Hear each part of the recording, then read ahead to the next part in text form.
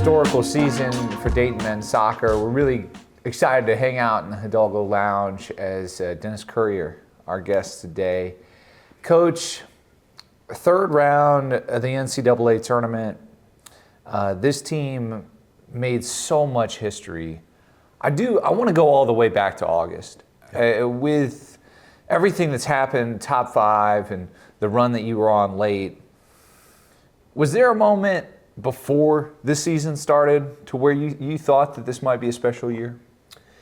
Not really. I think that you're coming off a great season, but you're also losing some very key players, Logan Brown and Kenji Mbamadem, and that senior class, Manny Day, they really were the catalyst of our A-10 championship. So you are coming into the season knowing you experienced that and knowing you had some returners, but the new guys, you don't know how they're going to adapt and adjust. Every season is a little different, so you don't know exactly how it's going to go. We're faced with one of the most challenging schedules that we've had in the past, on the road to IU, and then you have West Virginia coming in, but you kind of start the season and you kind of see what you have, and then we lose to Jacksonville 3-0, and then you're thinking, wow, this is going to be it's going to be challenging. But with that being said, coaching as long as I have, that game you look back at it, I think we outshot them 30-5, and they scored their 3 goals. So I knew it wasn't the end of the world. And we just had to make sure that everybody didn't lose their confidence. And, the next game we recover and you feel pretty good. But it probably wasn't until we hit the road to IU and defeated them. That's when you start to realize, hey, we've got something, a little bit more special here. And the guys started to really bond at that moment. And, I think those are crucial games in the season that can really trigger a team to get more confidence and start to get on a roll. And I think that's when you're like, all right, there's going to be something here. 2-0 decision at Indiana, and you got to have a lot of confidence coming off of that. But then a couple of ties. October 12, you fall at home to Fordham, which eventually was an NCAA tournament team. That short turnaround in playing West Virginia, number 1 team in the country, was that big in sort of your group, just being able to get right back out on the pitch? It was. I think that the Fordham game, what happens is you really have 2 segments of the conference. You have your first 4 games and your second 4 games. And, we're a little concerned that we didn't get as many points as we wanted to in the first 4 games. And you have to qualify. And, you see a team like VCU who doesn't even get to the A-10s, and they're a very good team. So that's always on your mind, is like you want to just qualify. So when we lost to Fordham, it was a setback. But I think with the great thing about West Virginia is, now there's not a whole lot of pressure on you. It's an RPI game. If you can knock them off, you're going to gain a ton of confidence, and your RPI is going to skyrocket. And that gives us 2 chances at the NCAA tournament for that at-large bid. So that was still in the play. So going into that game, you never think, probably after the season you think this, but sometimes a loss is good. And now looking back, that probably was a little wake-up call for us. And that moment, if you think about the Fordham game, I think we won the next 9 or 10 games in a row. So it was another game that we look back at and said, we dominated that game. We dominated in shots, and they ended up scoring 4 out of their 5 shots on goal, that's part of the game and part of soccer. 5-1 decision against West Virginia, and then you mentioned it. You guys are flying as you rattle off 9 in a row. But even on the last night of the regular season, you got to get a decision against St. Louis to host for the Atlantic 10 championships. Year before, you win the title, but it's all on the road. How meaningful was it to do it this year at home? It's so special being at home. You got your fans. So when you go to travel, last year you felt like you were gone for like a month. You're on the road and you're packing up a huge suitcase, and you just don't feel like you're ever coming back. And there's a lot of stress there. But when you do win on the road, it's the guys are bonding in the hotel. But this year, we had that in the back of our mind. Can we get some home field advantage? And you're exactly right. Right after the West Virginia game, we still have to go on the road to St. Bonaventure. Very hard to get a win. We're playing St. Louis and we're playing VCU to be able to try to get enough points to host. And we knew it was a really tough stretch, but we also knew if we could come out of there with wins, then we're also entering the tournament with home field advantage and a lot of confidence. And that was a moment where our team was just playing the best soccer, they have all season, and to knock off all those teams, to get the number 2 seed. And I actually felt pretty confident that SLU was going to beat George Mason away. SLU was playing very good soccer at the time. So I was really confident that we could potentially, if we could win in the A10s, to host at home. You host, you play 3 games at home, and then all of a sudden your team's lifting you up and down, up and down. Describe that feeling of joy, but I also would think maybe panic. Yeah.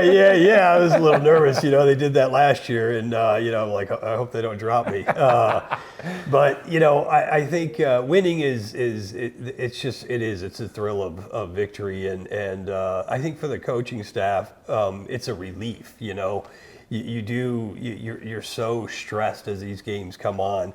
One of the great things in the A10 tournament that hadn't really happened, previously is we had 3 shutouts, and that's very rare, going into a tournament, especially when all the teams are playing at their best.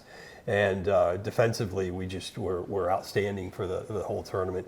And I always say when you go into a tournament, you have your heroes, and we had a lot of heroes that stepped up and, made big plays, big moments, and.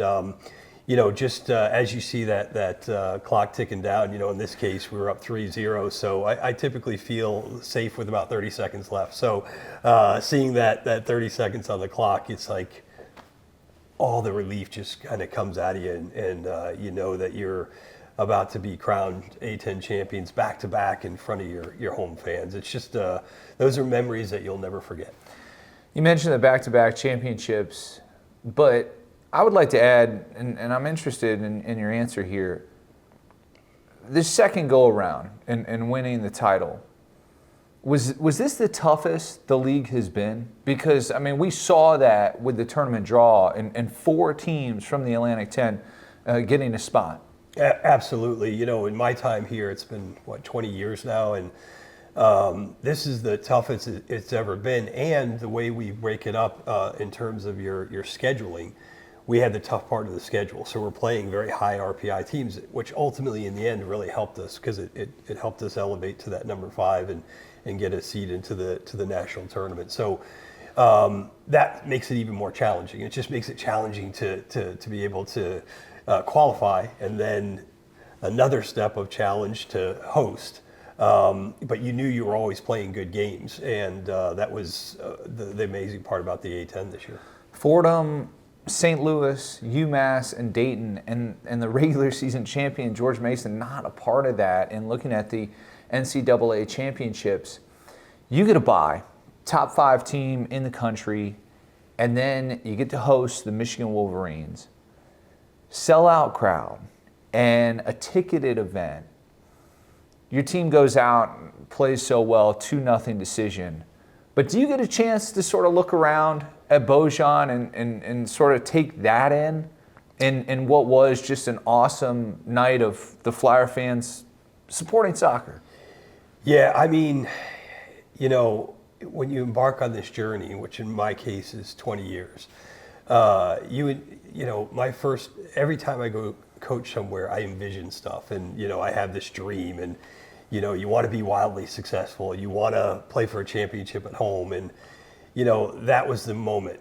So I said to myself, just sit back and take a look at the end of the game, try to find my family, try to look at the crowd, and just take it all in, because as amazing as it is that it ends very quickly. Everybody's getting out of there, so you want to just capture those moments. And it's very rewarding. Very rewarding to when you look back and you always think of kind of where you started, what you were trying to accomplish, and then to have that moment of the fans and just the sellout. The parking lot was filled, so it was like just crazy. But and then to get the win, of course you're nervous because now everybody's come to the game, and you're like, oh, we've got to win this game. You got to keep winning. So. Yeah, and just an incredible experience. And it was another shutout for your group, and the defense at the end of the season spectacular. I do want to focus though on the offense because that Sweet 16 matchup, Martin Bodkin gets his 9th goal, but going into that game, you had 5 players with 8 goals. Yeah. What was that like? And coaching and sort of that message of sharing is caring, but actually seeing it come full circle where everybody is producing. Yeah. Traditionally Dayton, even from the start, has been a team that is in national rankings in goals scored. So we've always been a very high-end, high-tempo attacking team.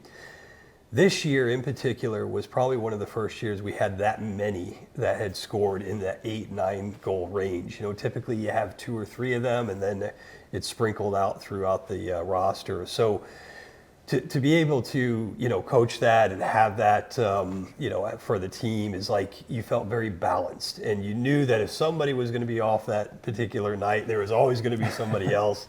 Our wing play was just tremendous this year, and you have Melto and Felix and Cooper, and they're very hard to shut down. And then if they go to shut them down, then you have Martin and Andrew and even the 2-6s got some goals. Yalty and Genny could score, the right and left back, and you could just hit teams in so many different ways, and that's why it's so hard to shut us down. So as a coach, you just love to have that because you always felt you were always going to be in a game and you could always win a game. A lot of wins, second most in program history for a season. A lot of goals, second most for a season, and 54 finding the back of the net. What was your favorite part of this year and this amazing journey? Yeah, this is a time of reflection. We're back to the grind. You have to do all the individual meetings. I think that it's going to, over Christmas, it will hit me more. But the NCAA game is like, that was, we started this trend. I think it started with Melto, and it came from, I don't mind it. And then it was like, why not? There was, the Fordham game, the second game was redemption. And looking back at the end, probably the biggest one was what I called breaking the barrier and winning a national tournament game and advancing in the national tournament. And, we've had some incredible successful teams here, and we have got into the national tournament. We've won A10 championships, but we haven't actually won and advanced, into the Sweet 16. So for myself, and to have my family there, my parents came in, and the crowd, I just, that memory will stick with me forever. And it was such a rewarding, game. Because you brought it up, I do want to go back because you said, I don't mind it. And one of my favorite memories was Melto holding that sign after the A10 championships. Where did that come from? And I mean, I understand the team language, but who created the sign? Yeah, I always feel like, and you don't know it at the time, it's at the end, but, championship teams all have these little special things that they do, whether it's a warm-up or whether it's a saying. So this went all the way back before IU, Indiana, before we went on the road. But Melto kept saying something, and I couldn't understand or hear what he was saying. It sounded like he was garbling something out of his mouth. And, we're at IU, and we get done, and he starts saying it louder and louder. And, I looked over at him, and it's like the 10th time he said it. I was like, he's saying, I don't mind it. He's like, yeah, I don't mind it. And everybody starts laughing. because it took me like 3 games to understand what he was saying. So after that, that kind of stuck. Every successful moment you hear, I don't mind it, I don't mind it. And I believe the signs came from the training staff. I'm not sure, but after the championship game, I see them holding it, walking around, and see that sign everywhere we go. So it just kind of became part of that. The successful formula, and kind of stuck with it. And from there was other ones that were built around it. And we talked about, like, it really is for these guys a storybook for them. Yeah, it's a mental photograph book for them, as they go through life. So in this story for this year, each game is almost a chapter. So we called the IU game, I don't mind it. We called, winning back-to-back championships, why not? And each one had a different theme to it, or different name to it. And that one had just, caught fire earlier on in the year. Well, we loved the story. It was a terrific book, and like I said, a historical season. Coach, congratulations. Best of luck in the offseason. Thank you very much. Appreciate it. For more information, anything Dayton Flyers, you go online, DaytonFlyers.com. Follow us on social media @Dayton Flyers.